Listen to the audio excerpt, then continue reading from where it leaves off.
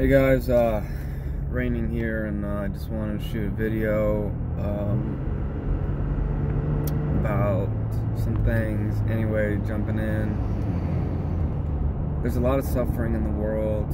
I'm reading a couple books, and it's interesting that a lot of philosophers, in the 13th century and long time ago, talk about suffering, and in those times, we had people died. Life expectancy was 30 years old. People were starving. I mean, suffering was on a whole, different planetary level back then. And listening to and reading these books and trying to navigate my own life, it all sort of correlates, and I wanted to give you some outward wisdom from some of the stuff I'm learning. So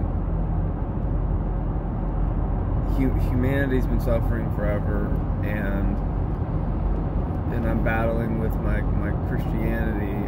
Not that I'm doubting it, but I'm looking for answers anyway, in a biblical context of what my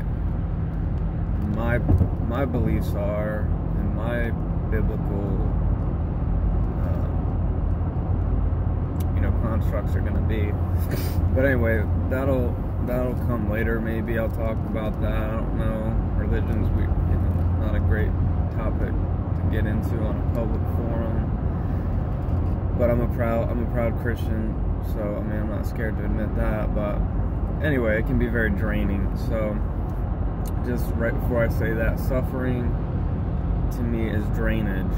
So if you're a battery and you're hooked up to all these things, okay, another metaphor I like to use, and you have to make a list of what's draining you and what's giving you energy. Okay, so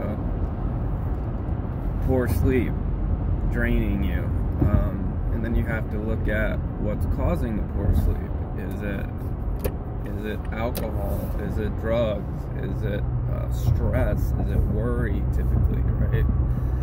Tossing and turning and worrying about not sleeping. So that's a big factor. That could be a big drainer on your ability to recover sustainably from a burnout, or anxiety or depression. Also, people. There are people in your life that are probably draining you, and there are people that can build you up. Sometimes we just have to take a break from people. We have to take a break from it. Just everybody is different, and your list and your drainage is different from mine.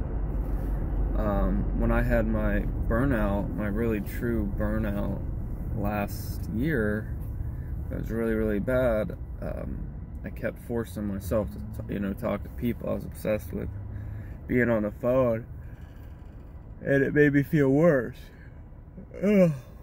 I'm noticing now that I feel a lot better as long as I stay away from the phone and those really long conversations that I tend to get into with my ADHD brain. So ADHD could be a drainage, and that's something that I'm having to face and trying to sort through.